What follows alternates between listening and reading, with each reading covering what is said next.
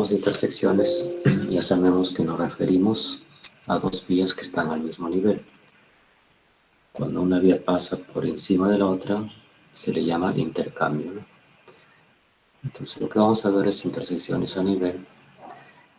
En el manual también nos da las pautas del diseño de los elementos para diseñar una intersección a nivel.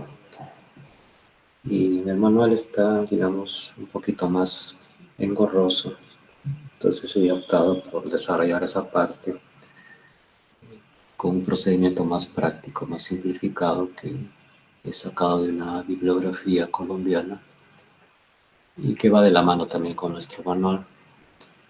Entonces, solo que acá es un poco más simplificado. Entonces vamos a ver el procedimiento que se puede seguir para diseñar intersecciones. Acuérdense que el diseño de intersecciones, digamos, es la esencia de lo que sería vías urbanas, porque es lo más crítico que tenemos, ¿no? Diseñar vías en sí, muchas veces ya por las vías están diseñadas, y lo que tenemos que hacer es mejorarlas. El problema crítico siempre se da en las intersecciones, por un tema de ocurrencia de accidentes, un tema de congestionamiento. Entonces, si nosotros tenemos una intersección, la podemos de alguna manera mejorar, dar algunas propuestas para que el flujo vehicular sea más fluido, ¿no? Evitar congestionamientos, dotarle de seguridad para evitar choques. O también podemos diseñar una intersección desde cero, ¿no? En el supuesto que tengamos pues, dos vías nuevas que vamos a trabajar. Entonces vamos a ver el procedimiento, cómo le podemos hacer para diseñar una intersección a nivel. Lo primero que necesito, es obvio, es mi estudio de tránsito. Yo necesito saber la cantidad de vehículos que están circulando o que cruzan una intersección. Para eso tengo que hacer mi conteo vehicular para encontrar mi VHMD. VHMD me va a permitir establecer el flujo vehicular, y si lo hago de manera discriminada, como debería ser, separando pues motocicletas de autos, de camionetas, de camiones, buses, etc. Entonces esto me permite tener un análisis y una mejor propuesta para resolver la problemática de la intersección existente. Entonces tenemos que partir por ahí, tomar datos en campo, que básicamente es un conteo vehicular, y con ello podemos obtener el VHMD de las dos vías que se están cruzando, ¿no?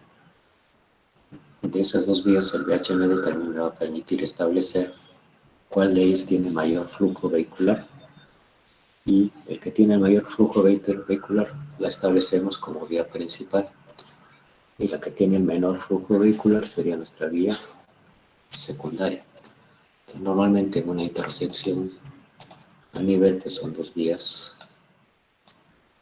que se intersectan precisamente, ¿no? Entonces, una de estas vías posiblemente tenga mayor flujo vehicular que el otro, mayor HMD. Entonces hay que priorizar la circulación de la vía que tiene mayor volumen de tránsito.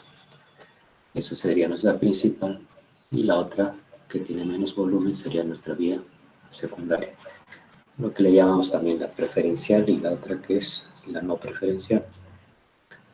Puede ocurrir también que ambas vías tengan VHMDs parecidos, las cuales yo no puedo establecer pues una como principal y la otra como secundaria.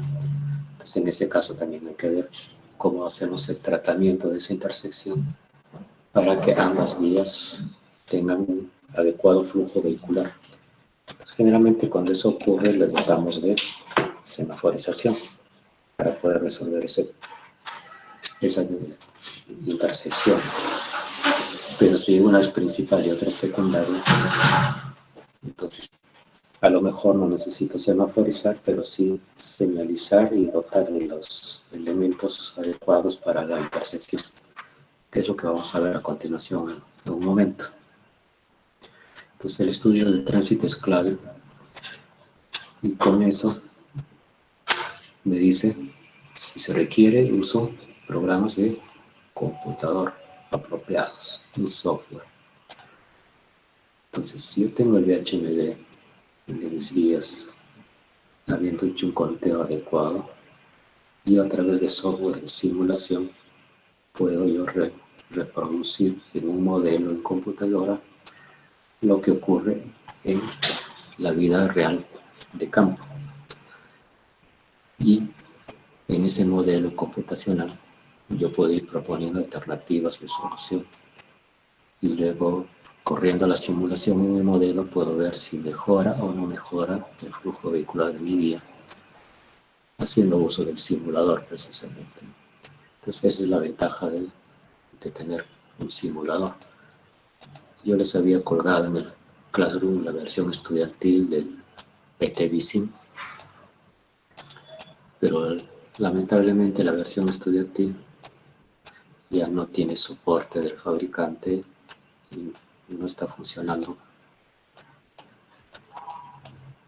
Bueno, este es uno de los software de simulación.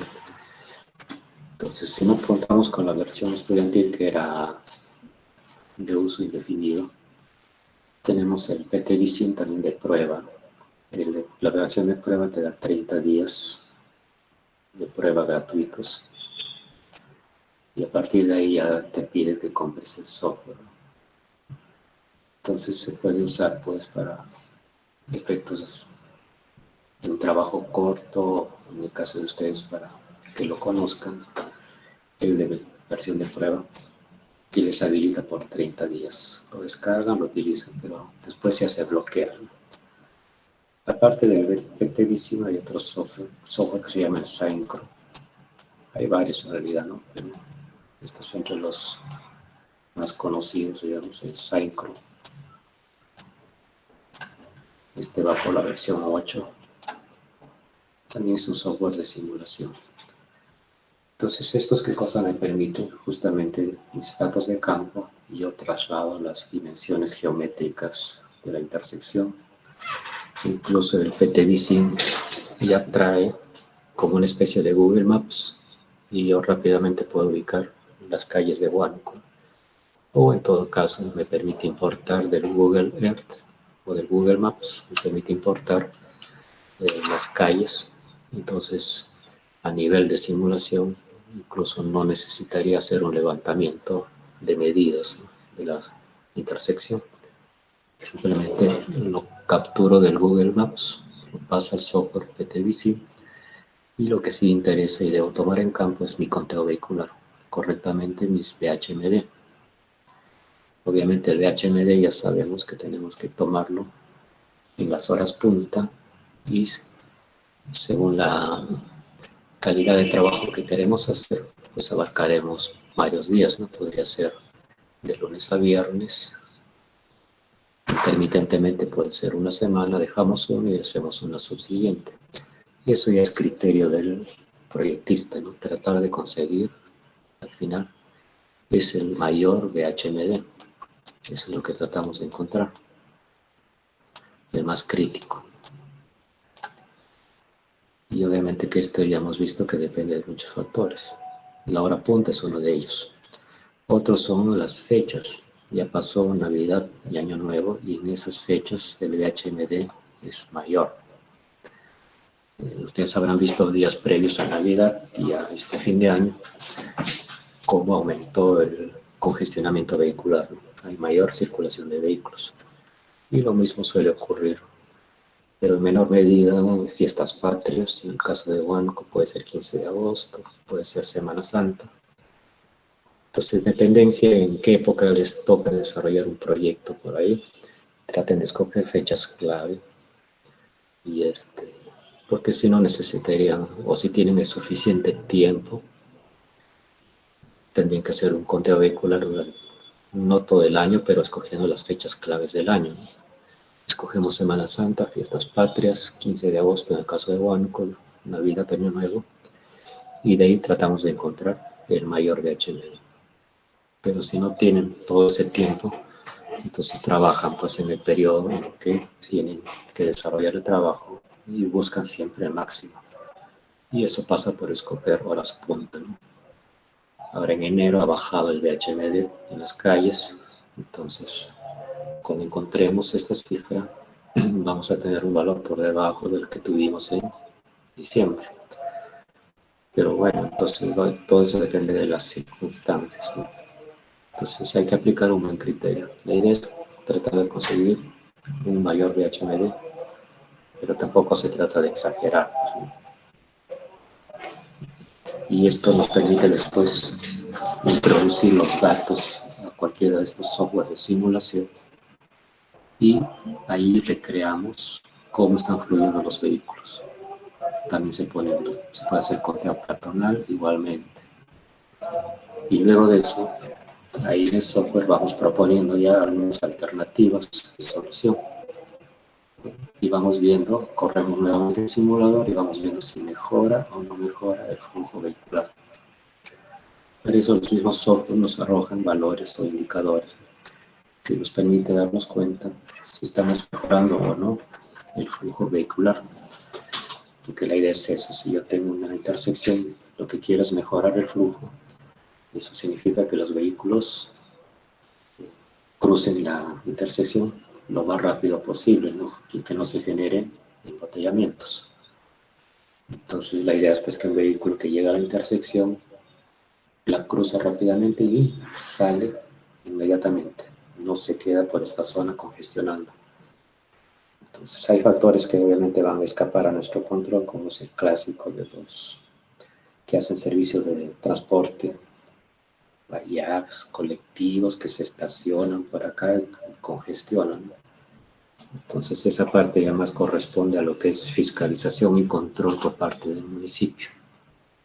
Pero ustedes en su proyecto, si es que les van a hacer un proyecto, ponen esa realidad, ¿no? Una recomendación indicando que deben erradicar un paradero informal, que deben poner fiscalizadores para que no permitan que los vehículos se estacionen y congestionen una intersección X. Entonces soluciones hay muchas, unas mejores que otras. Los simuladores nos van a ayudar a tomar una decisión, porque acá vamos a ir recreando en nuestro modelo las diferentes alternativas, ¿no? ¿Qué pasa si le pongo una isla acá, otra isla acá, le pongo un separador, aumento un carril, le pongo un semáforo, en fin? Se va viendo alternativas y van corriendo en el simulador y ahí les va a decir si en efecto mejora o no mejora. E incluso no se tienen que circunscribir a haber hecho un conteo de las zonas, sino de las zonas aledañas, ¿no? Que tienen influencia en esta intersección. Hacer conteos vehiculares, ver cómo está el sentido del tránsito y podemos abarcar un área más grande. Porque todo lo que pase acá al final va a influir también en nuestra intersección. Todo depende de qué intersección estamos trabajando. Por ejemplo, la intersección que permite el acceso al puente Pavletich, que ahora está cerrado, pues ahí influyen pues, los que vienen por Malecón, los que vienen por 28. Básicamente esos dos son los que alimentan. Y luego los que salen del puente y se genera una especie de nudo. Entonces a veces también las soluciones pasan por cambiar el sentido del tráfico. Los que vienen del puente podemos obligar a que no agarren la calle, no me acuerdo el nombre, la que sale a Real Plaza, la que sube. Si no salen del puente, pueden seguir por el malecón, como han estado haciendo a veces la policía. Suben, acá hay un grifo y agarran esta otra vía, ¿no?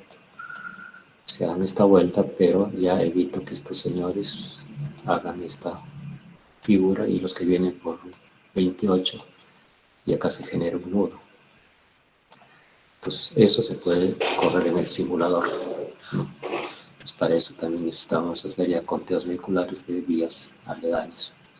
Todo va a depender del alcance que le den a su proyecto, digamos. Entonces, como les estaba diciendo, voy formulando alternativas, ¿no? A, B, C, D. Alguna de ellas va a trabajar mejor que las otras. Entonces de ahí pues selecciono la que parece que es la más conveniente, la más práctica, la más económica, porque también hay soluciones y soluciones. Pueden haber soluciones que mejoren mucho, pero que sean costosas y que no justifique la inversión o que la entidad no tenga el dinero. Entonces busco un punto de equilibrio. Una vez que ya decidí por cuál alternativa es la más conveniente, ya puedo hacer mi diseño definitivo a nivel de expediente técnico. Entonces ahí ya sacaré medidas con precisión, levantamiento en campo, ya no me limito al Google Maps. Entonces voy a campo, saco medidas y se hace con todo lo que debe contener un expediente técnico. Pero para ello yo ya tengo decidido qué alternativa de solución voy a proponer y esa es la que voy a desarrollar. Entonces ahí es donde nos ayudan los software de simulación.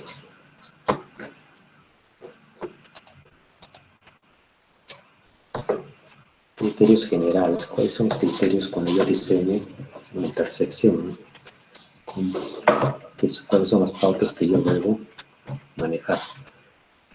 En principio está la priorización de movimientos, ¿no? Esto de acá que les dije hace un rato,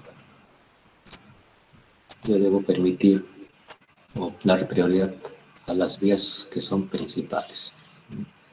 Y estas son las que tienen mayor VHMD.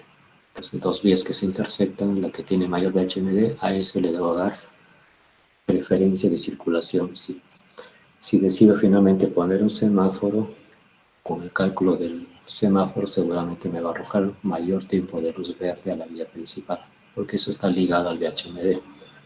Pero si no voy a poner un semáforo, entonces yo tengo que ver la forma de que los vehículos que están por la vía principal tengan mayor posibilidad de fluir. Eso es la priorización de movimientos. La consistencia con los volúmenes de tránsito. Esto tiene que ver con la parte de la solución o la alternativa que voy a adoptar. Tiene que ver consistencia con los volúmenes de tránsito. Si yo tengo poco volumen de tránsito, un bajo VHMD, no se me va a ocurrir proponer pues, hacer un paso a desnivel, ¿no? Un intercambio vial, son costosos. Entonces tengo que ver también el costo-beneficio, ¿no? Hasta qué punto justifica una inversión con fines de mejorar una intersección vial. Entonces para ello tenemos que ver que haya una coherencia. En algún momento les comenté que donde está la rotonda en el óvalo Pavletich, el gobierno regional tenía pensado construir un intercambio vial, un paso a desnivel, donde la carretera central se iba a elevar y al mismo nivel pasaban los vehículos que salían del puente Pavletich, abordaban la rotonda y agarraban la colectora. Entonces, pero esa es una solución costosa. ¿Justifica o no justifica? De eso se trata. Ver los volúmenes de tránsito, se hace el análisis de costo-beneficio, la evaluación económica. Entonces yo tampoco puedo proponer la mejor de las soluciones si de repente es una vía de poco flujo vehicular, no justifica la inversión. Las intersecciones deben tener sencillez y claridad.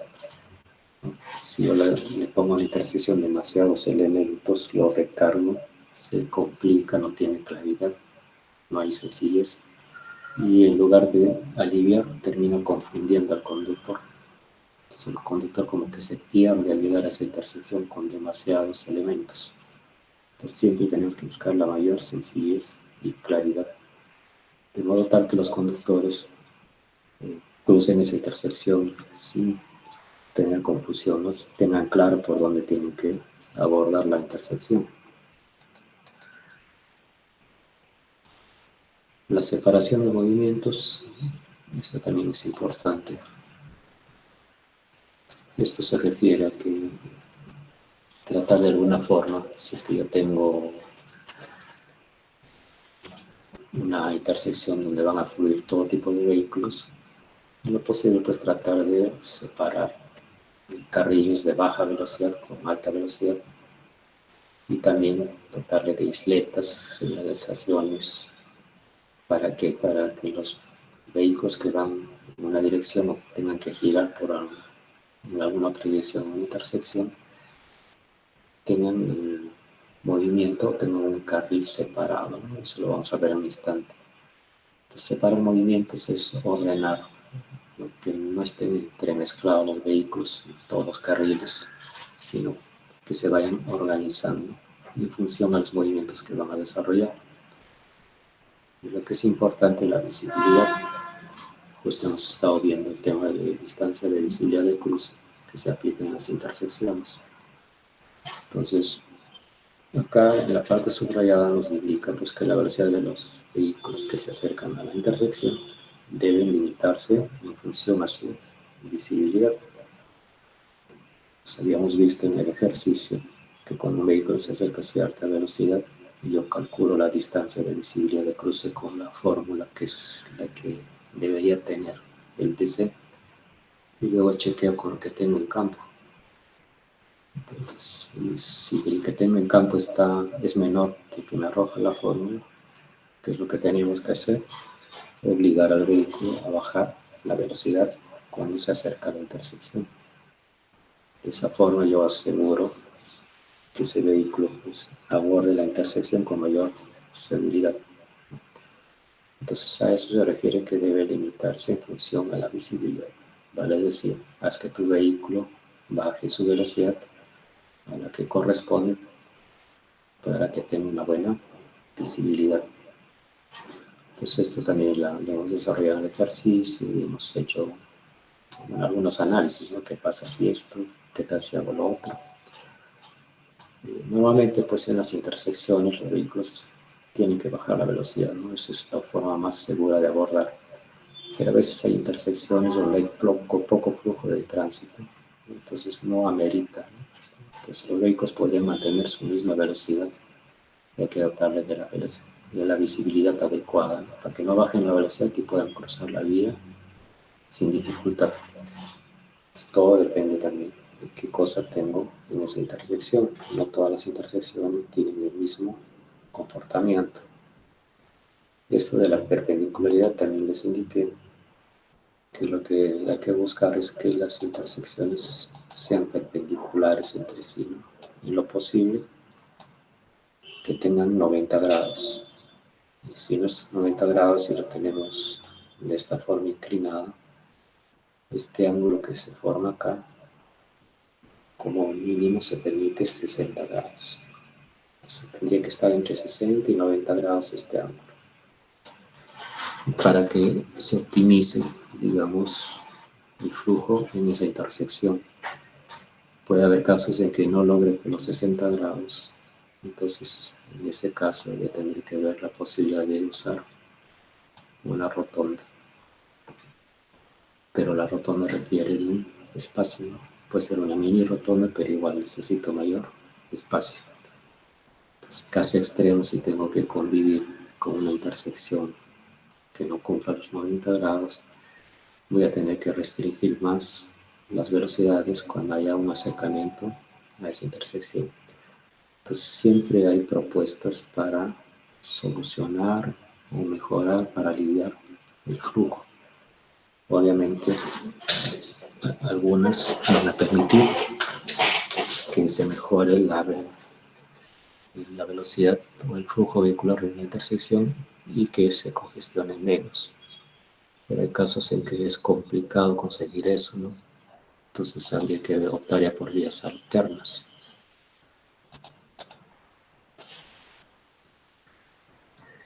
Previsión. Generalmente las intersecciones requieren de superficies amplias, ¿no? Si queremos hacer una buena intersección o mejorar una. Entonces esto en el caso pues, de que estén haciendo una urbanización nueva, y sabemos que vamos a tener una intersección de dos grandes avenidas, entonces el municipio tiene que tomar sus previsiones y separar el área que necesita para generar su intersección y evitar pues autorizar o que haya propiedades ahí privadas o que esas propiedades, personas invadan la zona de la intersección y me minimizan o me reducen el área que yo necesito. Entonces, ese es en caso básicamente de vías nuevas, donde yo puedo tomar una previsión. En vías existentes ya no tengo posibilidad de tomar ninguna previsión, ya las cosas están dadas, ¿no? Entonces, sobre lo que tengo que trabajar. Luego de eso hacemos un dimensionamiento preliminar de las alternativas, ¿no? Entonces, bueno, acá está pues el estudio del volumen de tránsito que necesito para poder yo plantear las alternativas. Dependiendo de las categorías de vías, propongo los espaciamientos, propongo las áreas. Todo esto que acá que vemos son pautas que en lo posible tratamos de cumplir, pero que en estricto muchas de ellas no se pueden, ¿no? No por un tema de lo que ya tenemos construido.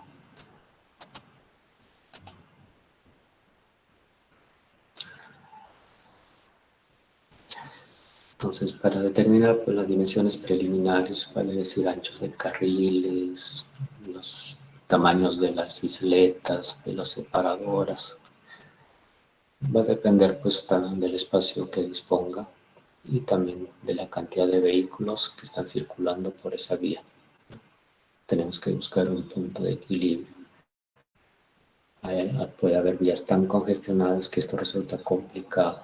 Entonces, en vez de tratar de solucionar esa intersección, veríamos cómo despejamos o aliviamos esa intersección. Antes de que exista el puente Joaquín Garay, todos utilizaban el puente Pavletich. Y todo eso era un nudo de congestionamiento. Con la aparición del puente Joaquín Garay, poco a poco los vehículos fueron migrando al nuevo puente y se hizo una redistribución. Entonces, el puente Pavletich circulaba una cantidad de vehículos y el puente Joaquín Garay comenzaron a circular otra cantidad de vehículos. Entonces, de alguna forma se compartió, ¿no?, ese flujo. Bueno, ahora que el puente Pavletich está cerrado por lo que están construyendo el nuevo, el Joaquín Garay se ha vuelto una zona de congestionamiento, ¿no? En horas punta es increíble cómo están los vehículos atascados ahí. Pero bueno, eso se espera, pues que va a ser temporal hasta que terminen el nuevo puente. Y el nuevo puente va a ser tipo Señor de Burgos, doble vía, 4 carriles. Entonces la gente va a comenzar a usar intensivamente ese puente, pero sin dejar de usar el Joaquín Garay. Entonces, como ven, el mismo usuario va desplazando su necesidad de uso a uno u otro donde le ofrezca mayor rapidez de flujo. Entonces, a veces si tenemos una intersección que nos resulta bien complicada solucionar porque no tenemos espacio físico, hay mucho tránsito, podríamos optar por buscar una alternativa por donde pueda haber, digamos, el cruce de un lado a otro. Y he puesto como ejemplo lo del puente Pavletich, ¿no? Se vio el Gabriel Joaquín Garay ya aliviado, ¿no? Ahora si el Joaquín Garay se construye un puente como está proyectado, tipo Señor de Burgos, mejor aún. Entonces ahí lo que se tiene que trabajar ya es en cómo hacemos el flujo vehicular en la zona de Huánuco. En la zona de Marilis no tanto porque es la carretera central básicamente de la zona de Huánuco. Los que entran y los que salen a esos puentes, por qué calles deberían ingresar o qué calles deberían salir. Y eso también lo podemos establecer usando un simulador, ¿no?, para ver cuál es lo más conveniente.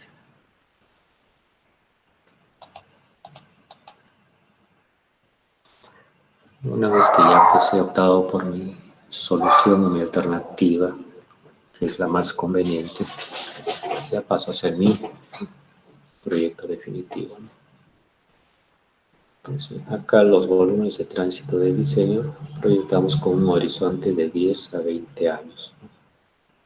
Y obviamente que diseñamos con los VHMD, los horarios de máxima demanda. Entonces, en el expediente definitivo ya tenemos que trabajar con tránsito futuro, ¿no?, en alguna de las controles de lectura, les pedí que leyeran cómo se calcula el tránsito futuro. Entonces no se va a trabajar con el VHMD actual, porque eso me soluciona el problema de ahora. Sino tenemos que proyectarlo a 10, 20 años, donde se entiende que va a haber un crecimiento vehicular.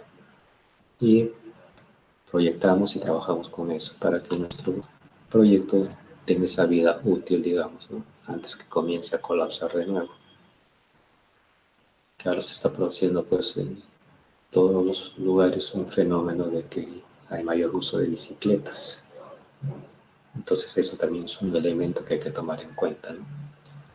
A lo mejor de acá a 10 o 20 años más va a ser el uso de bicicletas eléctricas o vehículos pequeños eléctricos. Pues habría que ver también esa tendencia. Bien, vamos a ver acá intersecciones a nivel sin canalizar. Sin canalizar significa que tenemos un área pequeña donde lo mejor que podríamos hacer es generar acá dos curvas horizontales, en este caso es una T de doble vía. Entonces mejoramos esta intersección generando dos curvas horizontales de radio R1 y R2. Inicialmente, digamos, está como marca la línea punteada. Esto viene acá y viene acá, y por el otro lado igual. Entonces, un vehículo que está viniendo por acá y quiere agarrar este carril, observamos que tendría que hacer este detalle, ¿no? Obviamente acá va a tener que detener su vehículo prácticamente para hacer el giro. Bueno, el que viene acá algo similar, ¿no? Porque si se está acercando a 20 por hora no va a girar a 20 por hora, tendrá que bajar a 5, 4 para que haga el giro. Eso lo mejoramos poniendo dos curvas. Entonces con dos curvas ya el flujo es, digamos, más cómodo, ¿no? El giro que va a dar el vehículo es más cómodo. Bueno, viene y aborda la curva igual acá. Pero para eso notemos que necesitamos tomar área, ¿no? Entonces el área que vamos a tomar para generar nuestras curvas es esta que estoy marcando acá.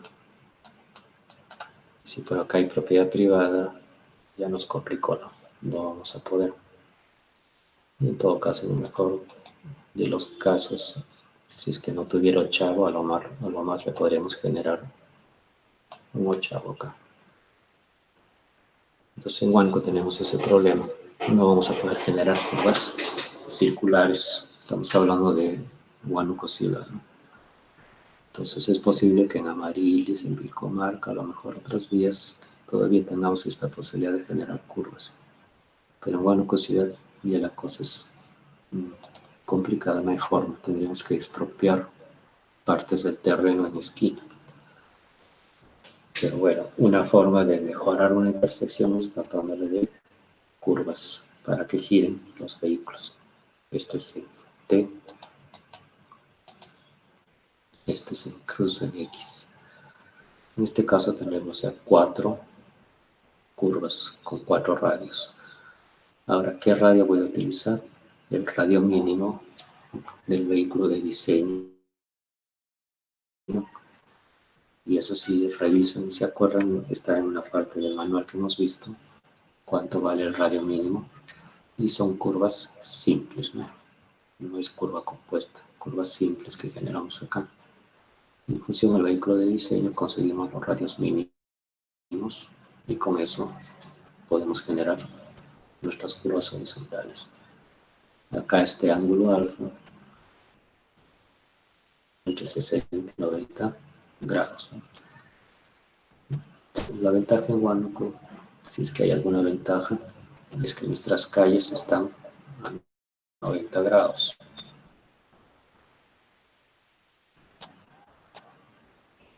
Por un lado. Por otro lado, el sentido del flujo es en una sola dirección, no son doble vía.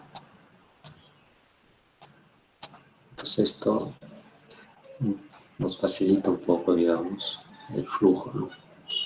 Entonces, lo más que podemos hacer en un banco ciudad es semaforizar, poner un rompemuelles, y más de eso ya no nos da para más, ¿no? Pero digamos que tenemos esta situación. Pero hay momentos pues en que el tráfico está tan cargado que a veces los vehículos que están detenidos acá se van acumulando y llegan hasta la otra esquina incluso, ¿no? Se ha llegado a esos extremos. Entonces ahí lo que se tendría que buscar es que esta intersección no sea tan concurrida. Y para eso tendríamos que dotar pues, de una vía alterna para que los vehículos circulen por ahí y eviten estar concurriendo en esta parte. Pero hay zonas pues que son inevitables. Entonces ahí qué podemos hacer, declarar zona de uso exclusivo peatonal, como se ha hecho en Lima en varios sitios. Ya no entran vehículos, que la gente se acostumbre un poco más a caminar. 3, 4 cuadras pues no es nada, ¿no? En Lima hay gente que camina 8, 10 cuadras para llegar a su paradero. Entonces acá podemos generar un área pues, restringida para vehículos y sea de uso peatonal. Y para el tema de los negocios, establecer horarios para que haya carga y descarga de mercaderías.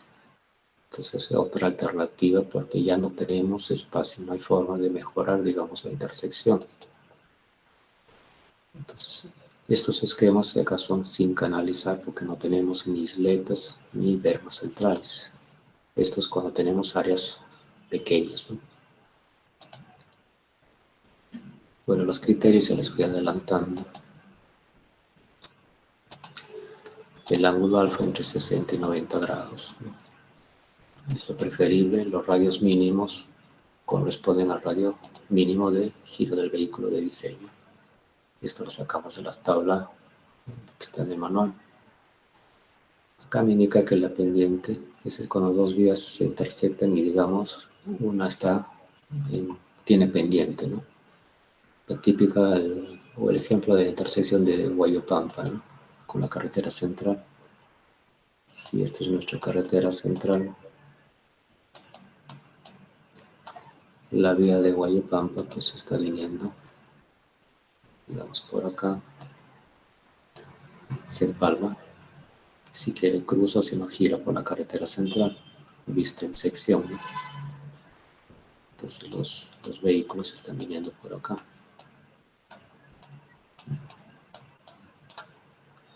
Entonces lo que me dice es que esta pendiente debería ser menor a 4%.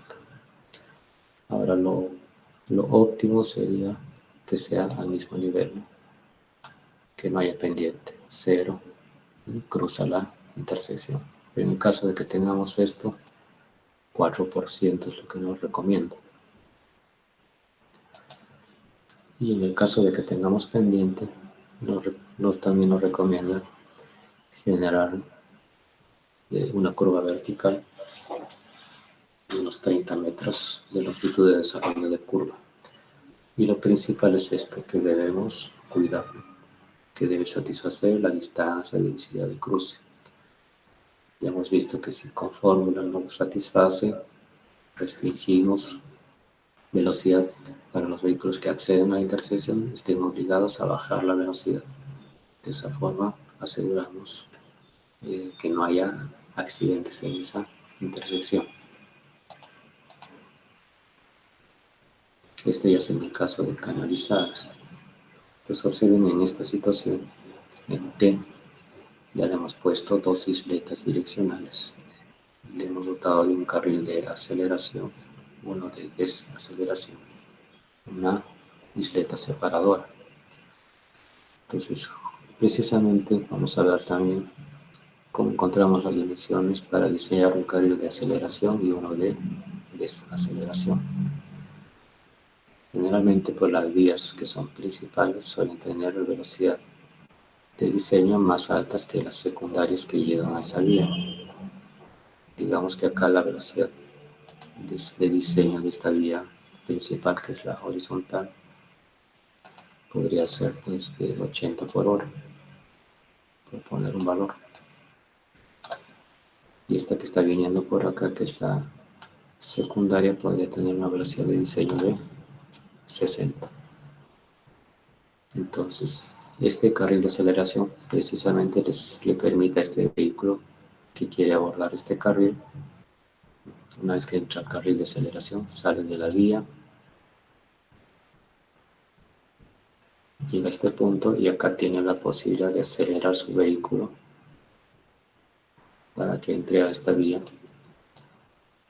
Entonces, de lo que estaba viniendo a 60, acelera y sube a 80. De modo tal que los vehículos que están viniendo por este carril ya, que por acá también hay vehículos que están circulando, y estos deberían estar circulando pues a la velocidad de diseño a 80. Entonces, el vehículo de acá también sale a 80, ellos también están a 80 y no hay problema, ¿no? Fluye. Claro que si uno de estos vehículos está circulando a 90 o 100, va a tener que bajar su velocidad a 80, ¿no? Que es la de diseño, porque este vehículo está ingresando a esa velocidad. Para eso sirve el carril de aceleración, para pasar de una menor a otra mayor velocidad. Esto es en el caso de un vehículo que quiera abordar la vía principal. En el caso de un vehículo que quiera desalojar la vía principal, ya tenemos lo mismo, pero es un carril de desaceleración. Entonces, en este caso, un vehículo que viene a 80 tiene que bajar la velocidad a 60 para abordar esta otra vía, ¿no? Entonces, para eso, tiene este carril de desaceleración, baja la velocidad hasta 60 y agarra la otra vía. Ambos, el nombre general es un carril de cambio de velocidad, solo que acá ya pues le llamamos de aceleración y acá le llamamos de desaceleración. Entonces los vehículos que vienen y van a abordar la vía principal por acá van a fluir sin mayor dificultad. Para eso les boté de este carril. Entonces si no hubiera este carril, tendrían que venir por acá y hacer un giro. O a lo mejor pues le doto solamente de un radio y acá una isleta más pequeña. Entonces el flujo va a ser más lento, digamos, porque va a tener que bajar la velocidad, tal vez hasta detenerse antes de girar, si es que no tuviéramos un carril de aceleración. Entonces ahí vemos la utilidad de poder leerle un carril de aceleración, cosa que el vehículo viene y sale o aborda la otra vía sin mayor complicación. Ahora, cuando un vehículo viene por acá y quiere abordar este otro carril, ahí sí es distinto, ¿no? Acá le ponemos un pare para que se detenga, porque el vehículo va a tener que detenerse acá y ver que no haya vehículos ni en este sentido ni en este otro sentido para que agarre esta vía. Y un vehículo que venga por acá y quiere salir, pues va a salir por el carril de desaceleración. El tema está para el vehículo que viene por acá y quiere entrar a esta vía. Entonces va a tener que venir, bajar velocidad para acá, a lo mejor detenerse y después que esté disponible hacer giro, ¿no? Entonces esto es lo que se llama pues la zona de entrecruzamiento, zona de conflicto. Lo que hemos logrado con las isletas es hacer que esta área sea pequeña, que es lo que se busca. Si no tuviéramos estas isletas ni berma, tendríamos toda esta gran área. Entonces ahí va a ocurrir pues un desorden en el flujo, ¿no? En el supuesto que no tengamos nada de esto, entonces un conductor que viene por acá y quiere abordar esta vía, se puede hacer esta figura, ¿no? Y este conductor que viene por acá y quiere abordar esta vía, podría hacer esta figura. Tiene posibilidades de hacer varios. Entonces, ¿qué pasa acá? La zona de conflicto es mucho más amplia. Con las canalizaciones y isletas lo hemos restringido a un área más pequeña, que es lo que se busca. Se restringe a esta zona. Entonces estamos mejorando el flujo vehicular. Y esto es lo que vimos hace un rato, el criterio de separación de flujos. Entonces los que quieren ir por acá, se ordenan por acá. Los que quieren ingresar por acá, se ordenan por acá.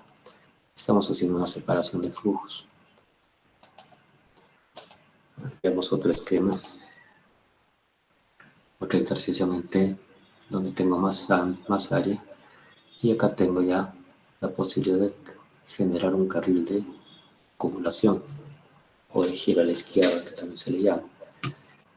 Hace un rato vimos acá que si este vehículo quiere girar a su izquierda, pues tiene que bajar velocidad o detenerse por acá. En este otro caso, ya le he podido generar un carril de acumulación. Entonces, los vehículos que vienen pueden ir acumulándose acá y conforme ya vean la disponibilidad para que puedan girar, harán el giro. Pero ya tengo un carril acá y no estorba, digamos, a este carril. Estos carril de acá siguen fluyendo, no se detiene. Pero para eso necesito mayor área, ¿no?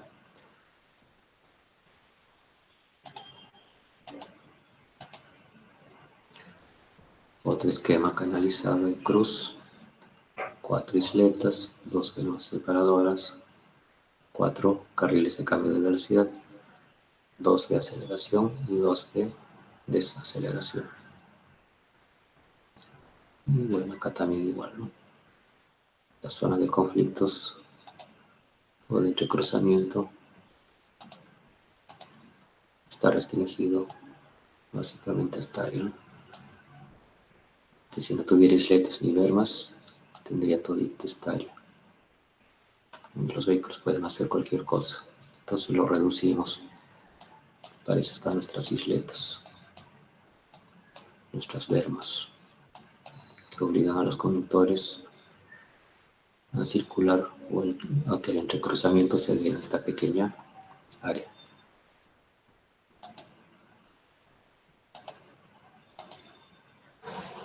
Otro esquema, digamos el más completo y uno que sería idóneo, pero necesitamos pues gran área. Acá tenemos ya no solamente las 4 isletas y las 2 bermas acá, sino 2 carriles de acumulación. Se entiende que la vía principal es esta, ¿no? Entonces acá se acumula, para los que voltean, se le llama también carril de acumulación para voltear a la izquierda.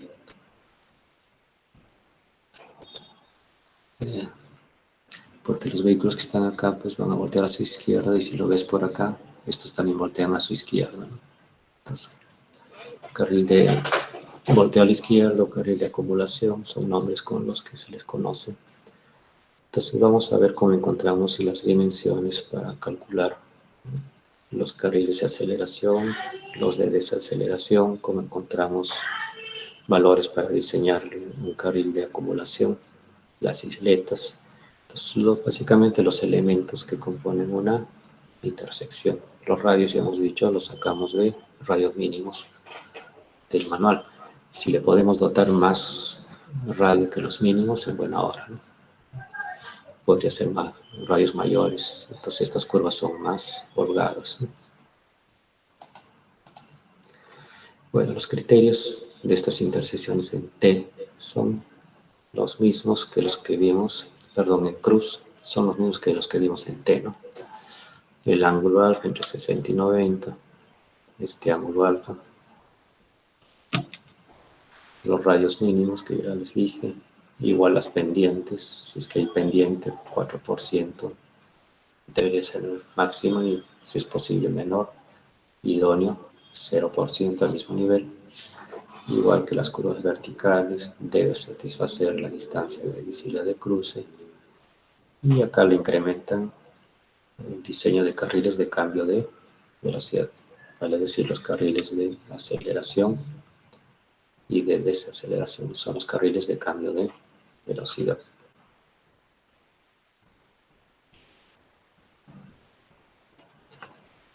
Entonces acá vamos a ver ¿Cómo encontramos los valores para diseñar nuestro carril de aceleración?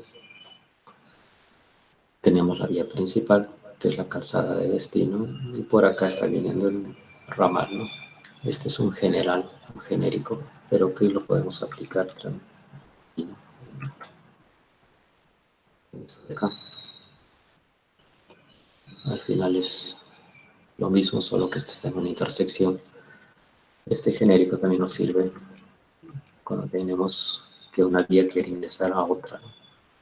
Y continúa la vía. En este caso lo que tenemos acá es una intersección, pero el criterio es el mismo. Entonces, ¿qué tenemos acá? La vía principal, en este caso es doble sentido, ida y vuelta. Nos concentramos en el que va de ida. Y esta vía que va a abordar la de acá. Entonces observen que acá tenemos un ancho del carril de aceleración. Desde aquí hasta donde termina hay una longitud total, y de acá hasta donde desaparece, digamos, ese carril va disminuyendo hasta desaparecer, se le llama longitud de transición. Entonces la recomendación que nos dan es que el ancho del carril de aceleración, este ancho, en lo posible tenga el mismo ancho del carril que vamos a abordar. Y si esto no es posible, nos da un ancho mínimo de 330. Este ancho 330. Esta longitud total y la de transición la sacamos de una tabla que vamos a ver, que está en función a la velocidad con que estoy ingresando yo al carril de aceleración.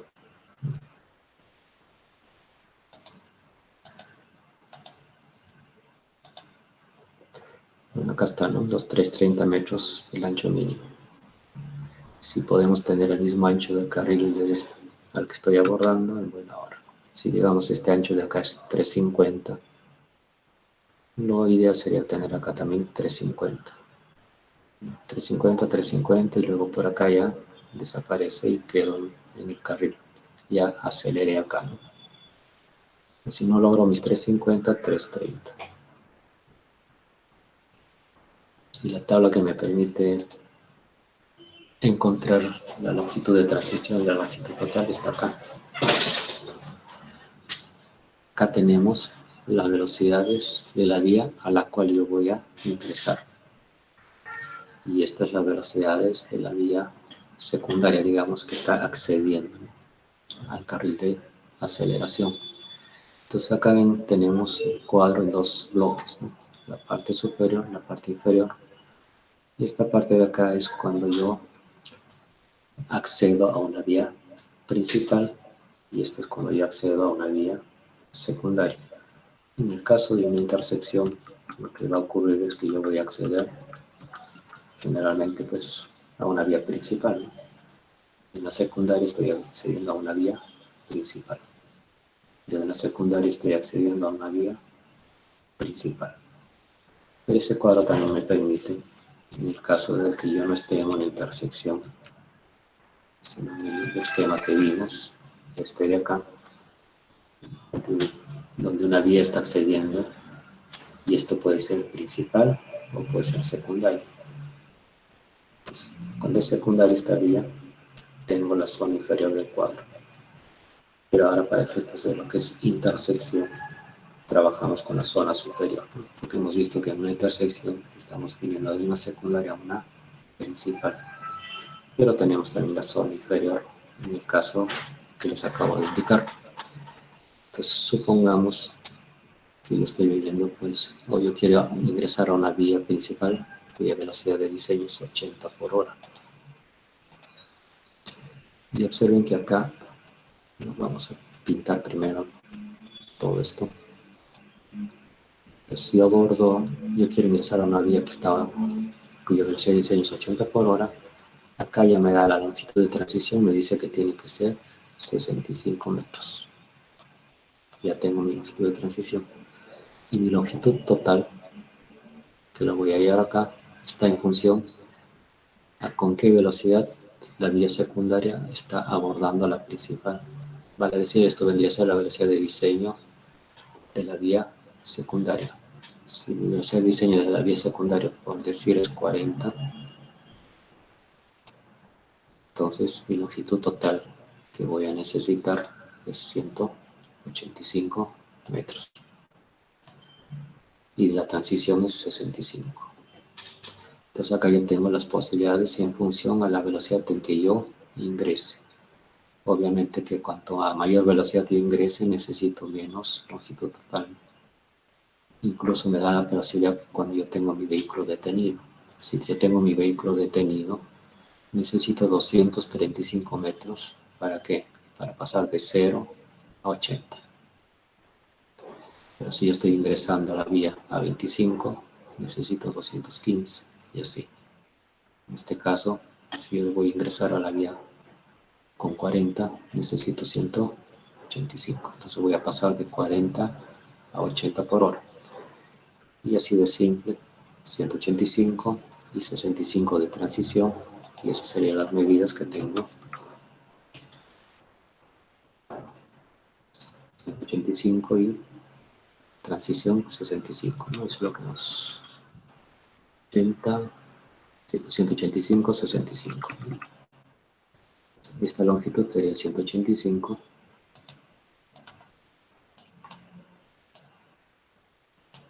El otro sería 65. El ancho de la vía ya hemos dicho, mínimo 330. Preferible igual que el ancho de esta vía. Con esto ya tenemos para diseñar nuestro carril de aceleración de un modo práctico. Así como diseñamos los carriles de aceleración, también podemos diseñar los de desaceleración. En los carriles de desaceleración tenemos de dos tipos, la que se llama de tipo directo y la de tipo paralelo. Vamos a verlo acá.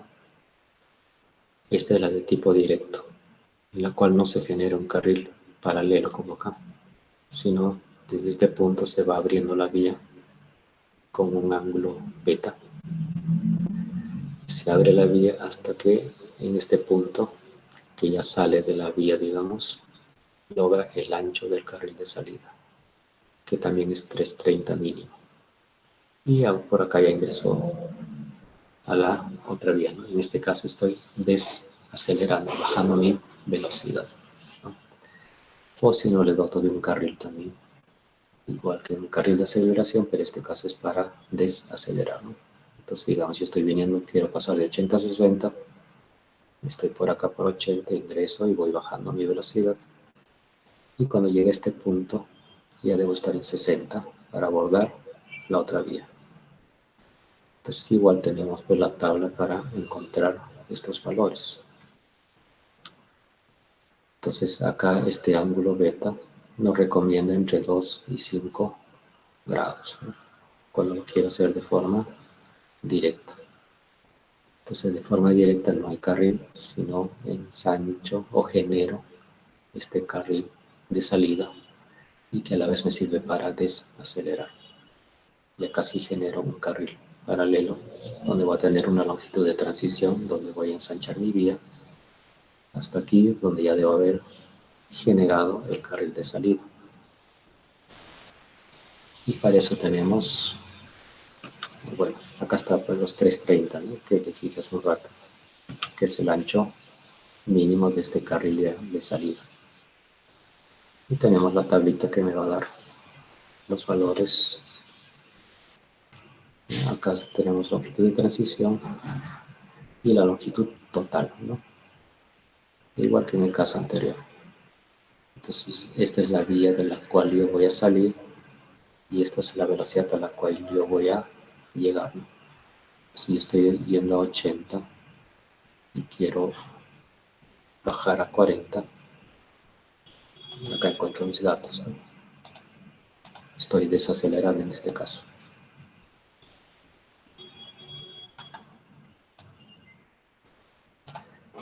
Entonces de 80 voy a pasar a 40. Necesito 90 metros de longitud total. y la transición es 65, 90 y 65. Caso similar al que vimos hace un rato. La longitud total será 90 y la de transición 65 metros. ¿Y qué pasa si lo quiero hacer directo? Solamente tengo longitud total, 90 metros. No tengo longitud de transición. De acá 90 metros. Hasta aquí ya debo haber logrado mi ancho mínimo de 330. Y tengo esta longitud para desacelerar. Entonces, para los dos casos nos sirve el cuadro que hemos visto, ¿no? Con la diferencia que acá tenemos longitud de transición y acá prácticamente es la transición misma lo que me da la longitud total. Longitud de transición 0 y solamente trabajo con longitud total. Y eso lo obtengo de acá.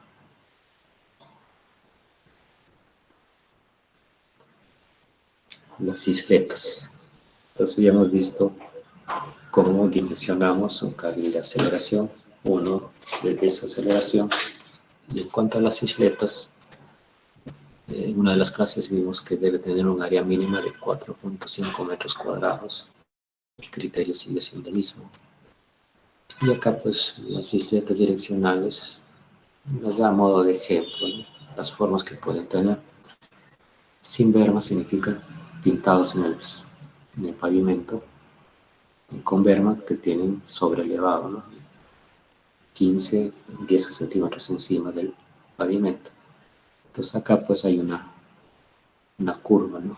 Que está dada por el radio de giro y no es exactamente el triángulo rectángulo, pero para efectos prácticos nosotros lo trabajamos como triángulo rectángulo. Y a estos detalles del radio de giro y estos de acabados que vemos acá, eso ya se hace sobre el terreno que vamos a trabajar. Me explico. Vamos a generar isletas. Esta isleta, esta otra isleta. Entonces acá hay un radio que se forma que debe ser el mismo de este de acá, ¿no? Este de acá lo prolongamos y generamos, ¿no? Bueno, no es el mismo radio, pero del mismo centro generamos. Acá lo hacemos redondeado. Acá vemos que no es 90 grados porque este alfa no es 90. Entonces mantenemos el ancho de carril. Prácticamente esto lo trazamos directamente en nuestro plano que estamos diseñando. Y una vez que tenemos definido nuestra isleta, ya le hacemos el detalle y podemos usar estos esquemas que hemos visto.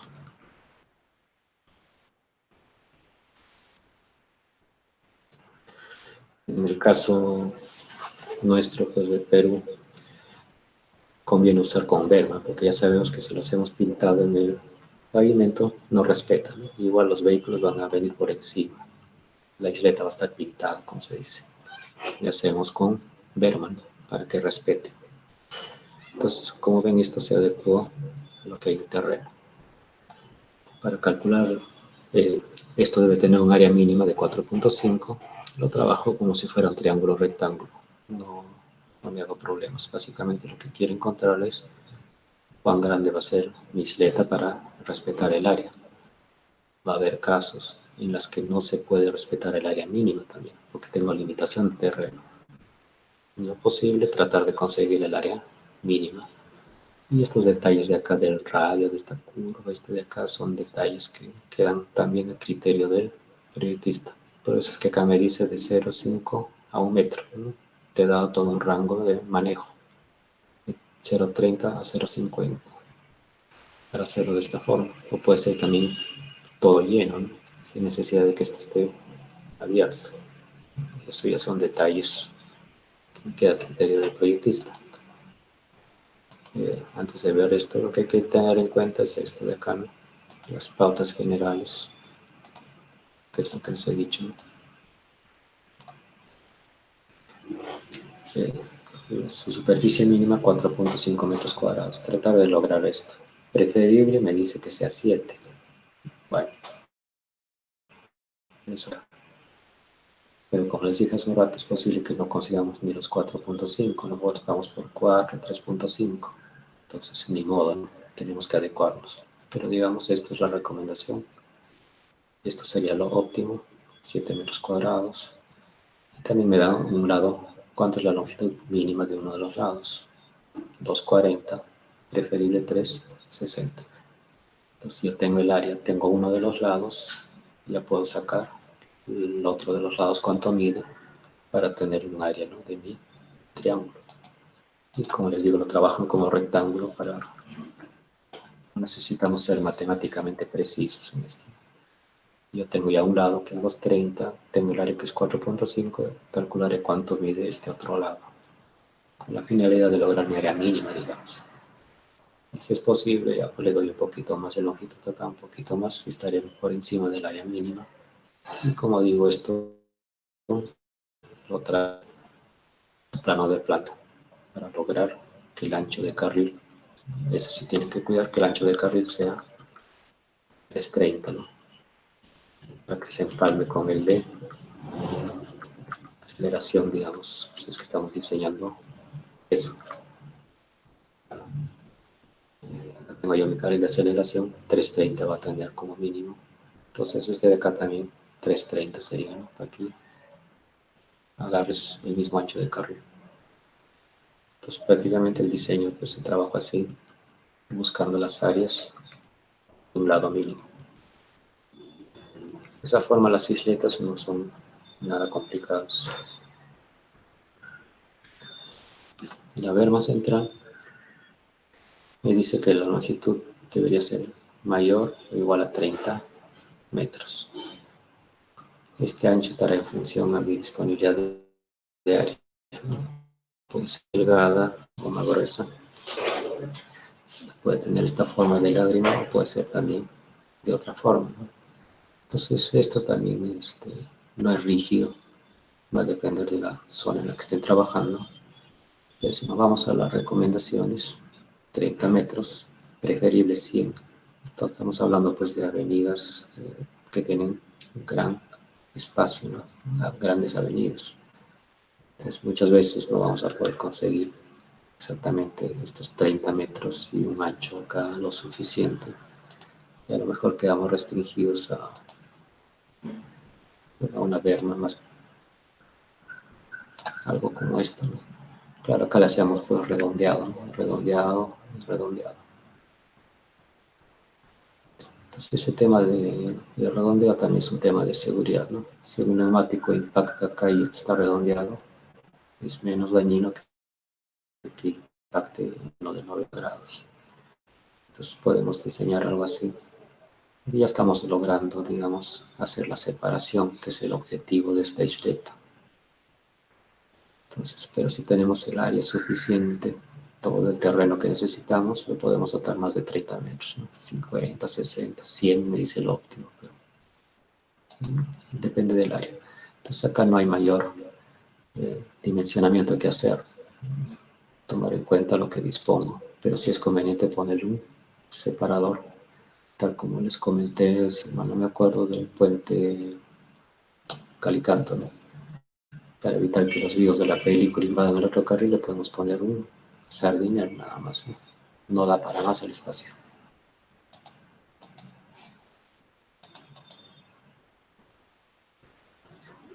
Este es un ramal de salida o de entrada. Esto es cuando quiero salir o entrar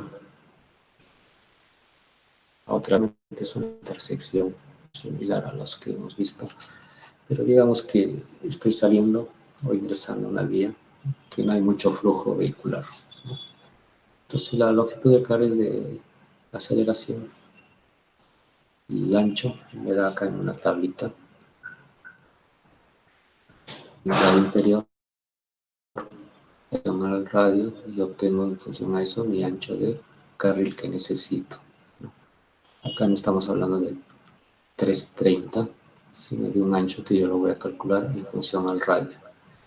Entonces esto cuando lo voy a usar, con que estoy yendo por una vía y necesito salir de esa vía a otra, digamos, que está por ahí. Entonces, generalmente son vías simples, ¿no? Básicamente acá lo que me está dando es el W. 620 y conforme más radio tengo va cayendo hasta 4.5 metros. No llega a los 330 que vimos hace un rato. Entonces, ¿esto en qué caso se usa? Cuando yo voy a mantener, no voy a detener mi vehículo o no es una intersección muy congestionada. Entonces acá o desacelero o acelero y lo que hago es abordar otra vía. Entonces es algo similar a lo que hemos visto, pero digamos que no se aplica tanto en una intersección congestionada. Y también me da valores. Ahora, normalmente vamos a trabajar con lo anterior, porque estos, digamos, son salidas o ingresos a vías que más que nada se dan en carreteras más que en vías urbanas, ¿no?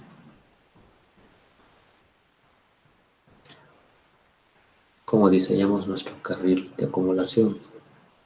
Acá están las medidas. El ancho mínimo es 350 para que los vehículos se vayan acumulando acá. Y con una tablita vamos a sacar el L1 y el L2. Que los vehículos vienen por acá y se van estacionando uno detrás del otro hasta que puedan girar. Acá ya no es 330 sino 350 lo que recomiendo. Y con esta simple tabla encontramos L1 y L2. Depende de la velocidad de diseño. Si fuera 60, yo necesito como L1 100 y para L2 30. Entonces si es de 60 por hora, acá necesito 100 metros y acá para la transición necesito 30, ¿no? 30. El ancho 350 y ya está. No hay mayor problema, ya está diseñado, digamos, este carril de giro a la izquierda.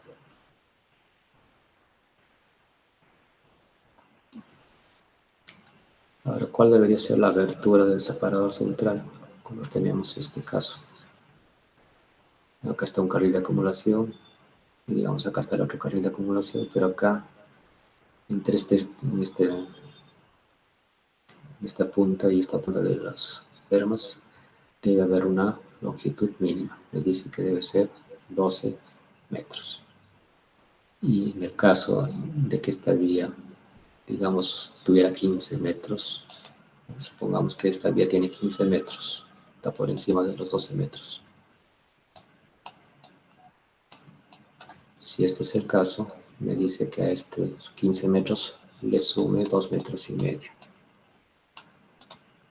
Entonces sería 17.50 lo que tendría yo acá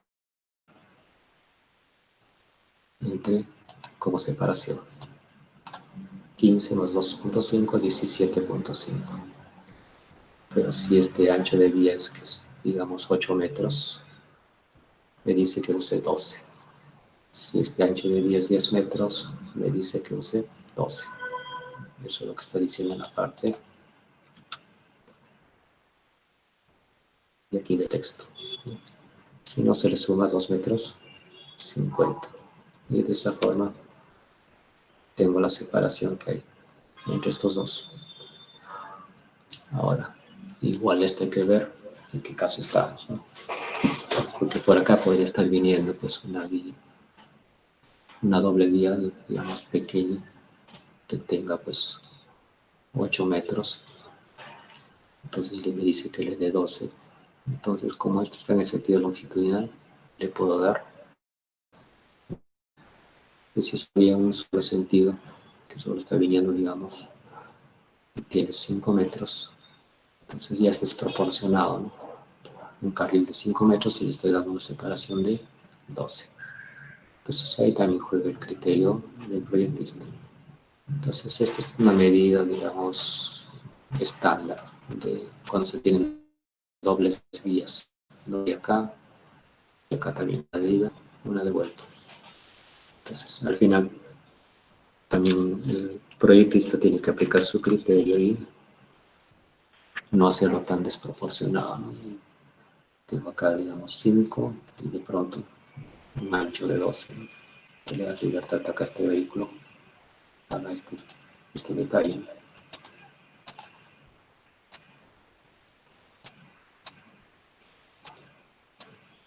Le estás ampliando, digamos, sus posibilidades de acción. Entonces, en ese caso, a lo mejor ya no conviene dar el mínimo de 12. De 5 le puedo dar pues 8 metros o los 2.5 que me recomiendo. Como ven, no es exactamente rígido tampoco.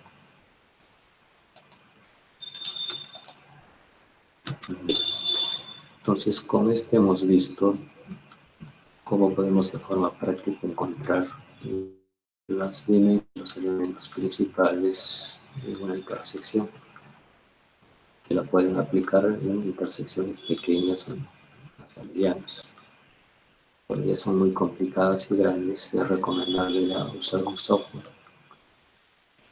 Lo que hemos visto son los elementos, vamos a ver, para una intersección, digamos la más completa, de acá. Entonces ya hemos visto cómo encontramos las longitudes para diseñar un carril de aceleración, uno de desaceleración. Trabajaremos para dar los bicicletas, cómo tratamos estrés separador, cómo encontramos nuestros carriles de acumulación. Entonces con eso tenemos los elementos para el diseño de nuestra intersección.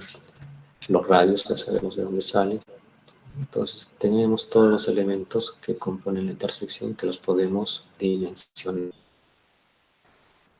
Y una vez que los tengamos dimensionados y para ver cómo opera y si está correcto, lo pasamos a nuestro software de simulación, el PTVC, el Syncro, y corremos el nuevo modelo, digamos, y vemos cómo se comporta. Se entiende que va a mejorar, ¿no? Porque estamos haciendo una serie de mejoras a esta intersección que en un inicio pues no tenía ni carriles de aceleración, no tenía isletas, nada, ¿no? De hecho que sí va a mejorar, pero siempre está la disponibilidad de área, ¿no? Entonces a lo mejor no puedo poner elementos, pero sí algunos de ellos. Entonces, como les dije, esta separadora puede no tener forma de lágrima, puede ser un sardinero. Entonces, hay posibilidades para ir jugando. Acá tenemos un gran ancho de esta perma, puede ser menos. Cuanto menos, a lo mejor pues acá en mi acumulación yo tengo solamente un sardinero y el ancho de 350 que me pide. Entonces con 4 metros ya podría estar trabajando esto, ¿no? Si no tengo mucha amplitud acá.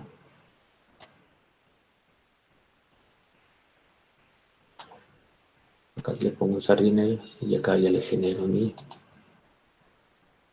carril de acumulación, digamos. Acá nomás me estoy cuidando que esto sea 350, ¿no? Este ancho. Pero ya acá de un sardinero lo trabajé. No necesariamente tengo todo este ancho disponible, por decir. Entonces, esos serían pues, los elementos que hemos visto con los que ya pueden diseñar alguna consulta.